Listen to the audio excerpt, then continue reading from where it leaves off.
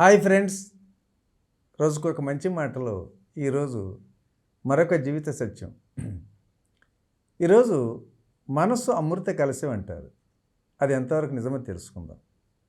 మనిషి ఉన్న చోటనే ఉంటూ మనసుకు రెక్కలు తొడిగి సీతాకోక చిలుకలా ఎగురుతూ ఎక్కడ కావాలంటే అక్కడ వాలవచ్చు. మొలవబోతున్న రెక్కలను ముడిచి గొంగళి పురుగుల గూటిలో బందీ అయి తనదైన లోకంలో సుషుప్తావస్థలో ఉంచవచ్చు కూడా. ములుకుల్లాంటి మాటలకు మనిషి మనసు కుంచుకుపోతుంది. పొగడ్తలకు ప్రశంసలకు సహస్రదళ వికసిత పుష్పమవుతుంది కూడా. కంటికి కనిపించని మనసు చేసే గారడి ఇంత అంతా కాదండి. జీవితకాల అనుభవాల సారాన్ని మెదడులో నిక్షిప్తం చేసి అవసరానికి అందించేదే మనస్సు. నేల కేవలం సారవంతమైనదైతే సరిపోదు, అక్కడ మంచి విత్తనాలు కూడా చల్లాలి. మొలకెత్తాక ఎరువులేసి తగిన జాగ్రత్తలు తీసుకుంటే అవి మొక్కలవుతాయి. ఎప్పటికప్పుడు కలుపు మొక్కల్ని తొలగిస్తే మొక్కలు ఎంతో ఆరోగ్యవంతంగా పెరిగి కల్ప వృక్షాలై సకల జీవుల అవసరాలు కూడా తీరుస్తాయి. అలాగే మనం మనస్సును ప్రశాంత చిత్తంతో ప్రక్షాళించుకోవాలి. సవ్యమైన ఆలోచనల తేటబావిలా రూపొందించుకోవాలి. నిత్యం మంచిని చూడాలి, మాట్లాడాలి, వినాలి. మనసుకు మంచిని నూరిపోయాలి. పెద్దలందించిన సూక్తులు మహితోక్తులను మనసుకు పట్టించాలి.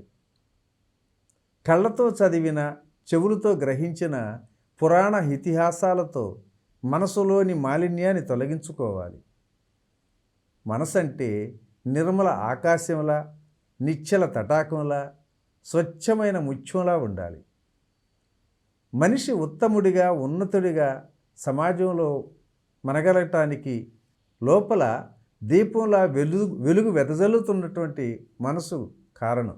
రాముడి ధర్మపరాయణత్వం, రావణుడి అధర్మవర్తనం, పాండవుల సౌశల్యం, కౌరవుల కుటిలత్వం, హిరణ్యకశిపుడి రాక్షసత్వం, ప్రహ్లాదుడి నారాయణ భక్తి తత్వం వారి వారి మనస్సుల్లోని ఆలోచనలకు ప్రతిరూపం.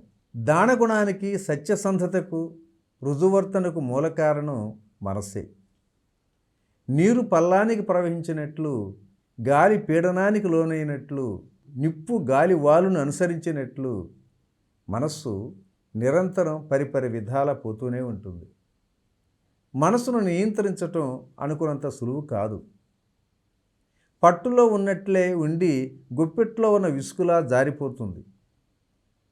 కనిపించే దృశ్యాలకు, వినిపించే మాటలకు, అనుభూతి చెందే స్పర్శకు మనసు త్వరితగతిన స్పందించకూడదు. విషయంపై సరైన అవగాహన కలిగి ఆలోచనలు కొలికి వచ్చాక అనుకున్నది అమలుపరచాలి. ఆటలో ఓడిపోయినప్పుడు, ఆర్థికంగా నష్టపోయినప్పుడు, అవమానం పాలైనప్పుడు జీవితం విలువ కోల్పోయిందనిపిస్తుంది. మన జీవితంలో అదో దురదృష్టకరమైన సన్నివేశం. అంతే. మనసు అస్తవ్యస్తంగా ఉన్నప్పుడు నిర్ణయాలు తీసుకోకూడదు. కుదుటపడిన మనసు మంచి ఆలోచనలకు నిలవ అవుతుంది.